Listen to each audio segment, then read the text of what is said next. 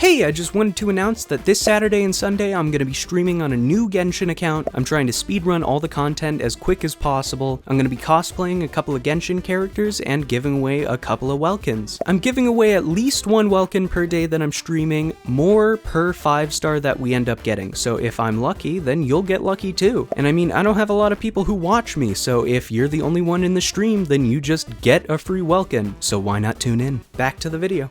I love Yae Miko. Aesthetically, I think she's 10 out of 10. She has my favorite character design out of anyone released so far. But is she a must pull? Far from it. In fact, this unit feels like she was designed specifically for people who already own Raiden at least, if not Raiden and C6 Sara. That being said, I don't think she's a bad unit at all. She fits perfectly into my mono electro comp, and I 34-starred Abyss with her. And I could have maxed it, I just don't like to. I just take whatever I get on my first clear and then I'm done with it. I've been killing open world mobs with Miko for at least 2 hours every day for the last 2 weeks. So I feel like I have a good grasp on this character at this point. And I've seen her turrets attack a lot of fires and berries, but not once have they prioritized a random object over an enemy. I keep seeing people make a big deal out of this, but either there's a problem affecting their Yae and not mine, or they haven't done enough testing. The single exception to this is Dvalin, who has had the same issue with Fischl since day 1. So that's not a problem with Miko, that's an issue Dvalin has had since version 1.0. As long as there's an enemy within range, the turrets will prioritize said enemy.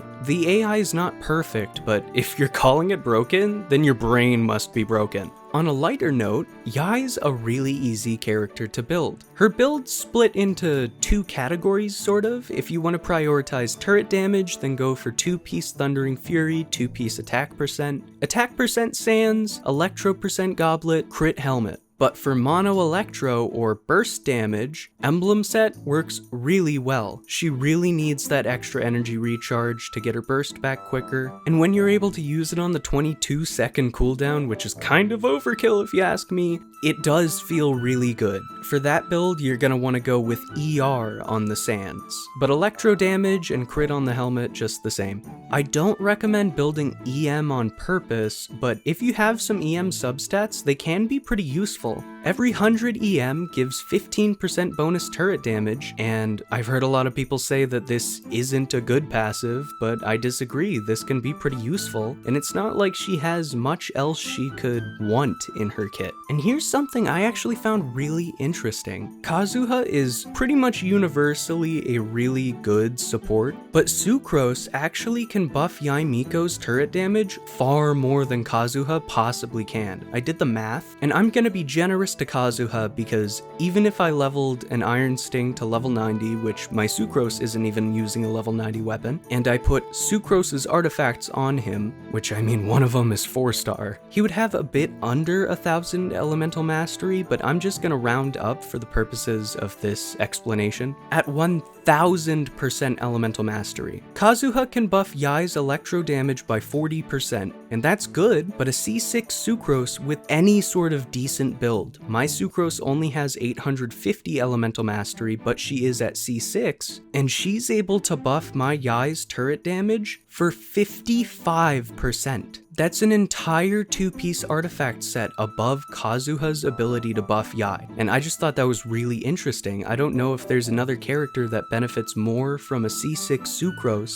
than a C0 Kazuha. In fact, if you're at all concerned about Yae's turret damage, Sucrose makes an amazing support for Yae. Even at C0, with a 4-piece Viridescent Venerer set, and just elemental mastery on everything you can get it on, Sucrose is still able to buff Yae's turret damage by about 35%, and that's really good, you know? As far as Yae's talents go, I was a little underwhelmed by her normal attacks. I mean, they look beautiful, and the charged attack is super cool, but it takes a long time, and it's not really worth building. That being said, I think I'm still gonna crown that talent. Yae's probably gonna be the first triple crown I've done on my account. But if you are using a C6 Sara, she can actually hit for a decent amount of damage over time with her normal attacks. works. I mean, in a mono electro comp, you're not really gonna have a lot more to do on the field with other characters, at least with the Shogunate comp that I'm using. Yae's turrets, even at C0, can kick out pretty good amounts of damage. I've been able to hit about 25k, I think, but that required a lot of buffing. No food or anything, just a lot of prep to lay the turrets out. And if I'm using my emblem set on her, they're usually only doing about 6,000 damage per hit, but that's not what I got my Yae for. I got my Yae specifically because I love the way Raiden and Sara work together, and I just wanted another electro nuke to kick out while my Raiden's burst is on cooldown. And let me tell you, Yae definitely satisfies. I've crowned my burst talent, and I can reliably hit for over 250,000 with her burst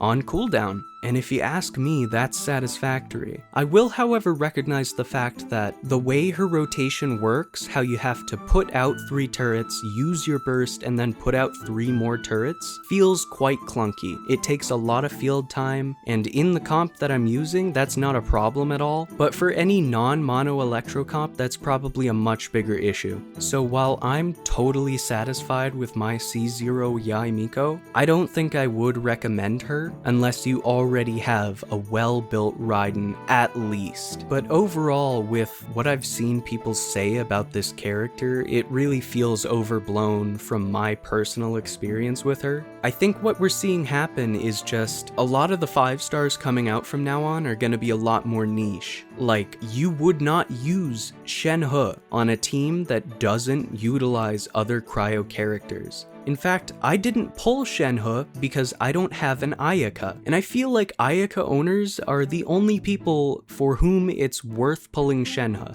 at all. And Yae Miko works the same way. If you don't have a well-built Raiden, maybe even a C2 minimum Raiden with a C6 Sara, then you're probably not going to get as much out of this character as I did. So I really wouldn't recommend her if you're at all concerned with trying to build up the strength of your account to get more stars in Abyss. Personally, I don't like to play Abyss more than one time through, and so as long as I get at least 33 stars, I'm satisfied for that Abyss rotation. But I get that people who don't spend money on the game, or as much money as I spend on the game, might be more concerned with something like that. And so if you're one of those people, don't go for Yae, that's for sure. But you know, I don't think she's bad. Not every unit is gonna be another Kazuha, or another Raiden, or another Ganyu. I mean, Ganyu is ridiculously broken. But if you really like a character, whether it be their voice, or their look, or their playstyle, I feel like that's what's worth going for.